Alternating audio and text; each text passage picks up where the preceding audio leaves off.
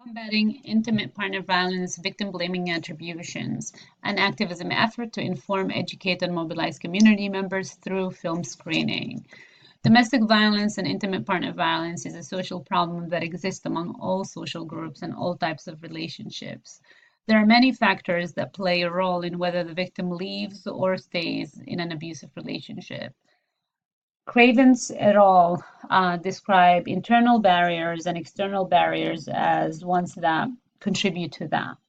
Internal barriers are barriers that come from beliefs of the victims about herself and the situation, which hold a powerful influence on her decision to remain in a relationship.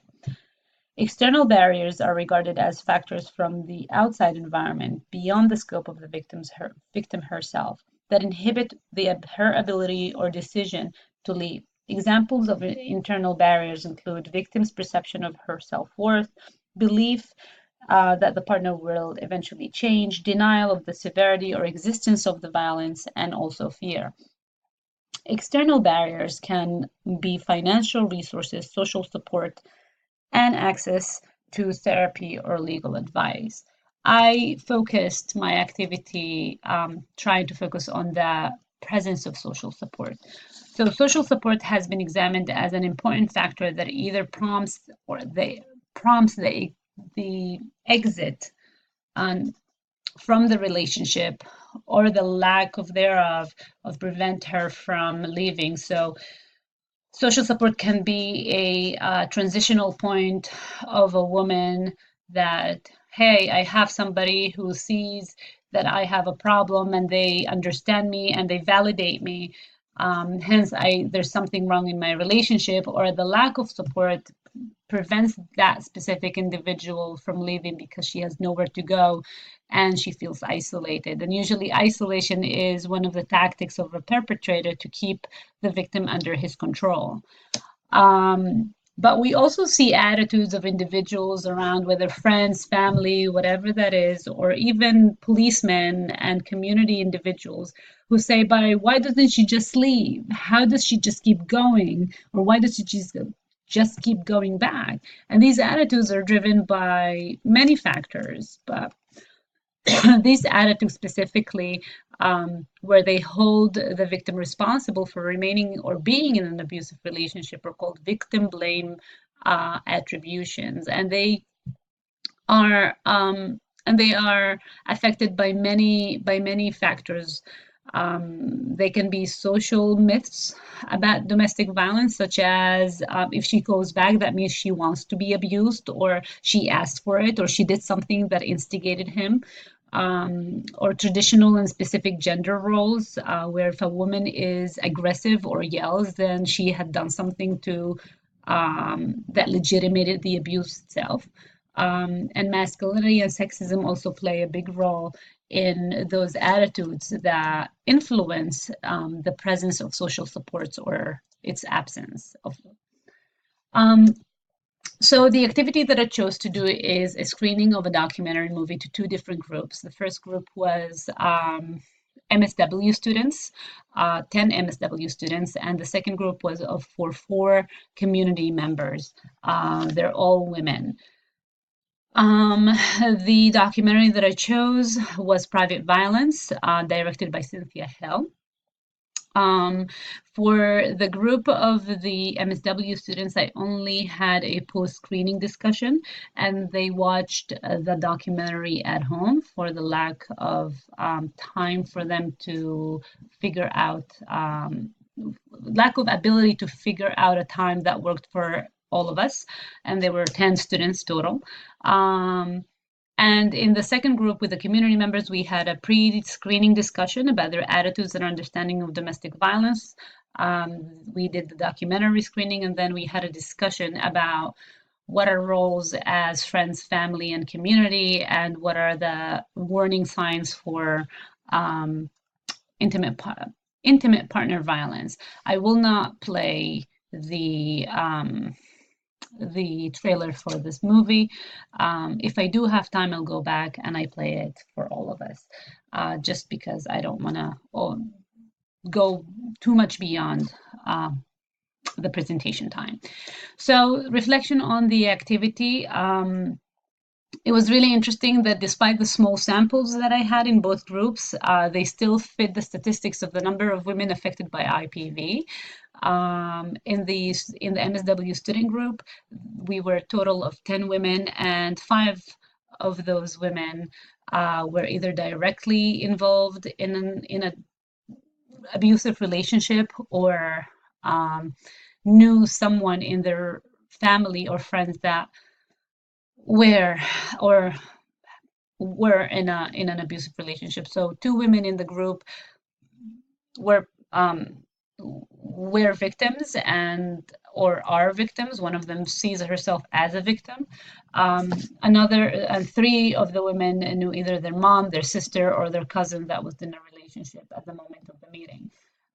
In the community group, we had out of 4 participants, not including myself, 2 of them, 50% again, were in an abusive relationship. One was in a psychological um, abuse, and another was in an actual physical abuse. So it's really interesting to see that um, number reflection from the larger statistical analysis that we've seen in the literature. Um, the MSW students was an interesting group. What was really disturbing for me to see is that none of the students had basic knowledge on IPV or domestic violence at all. They did not know anything about it, or very, very, very little, um, which is something that I think is imperative to be part of the curriculum, the general curriculum, and not just the specialization, because at some point or another, we as professionals will encounter IPV cases that would require our basic knowledge at least to detect and be informed about them. So that did not exist. The second one is one student displayed victim blame attribution. She went on and on how we need to teach our girls not to fall into an abusive relationship and how not to be inferior to men and so on and so forth. And I understand her empower women type of attitude, but it really displayed a classical case of blaming the victim and not necessarily understanding the complexity of IPV.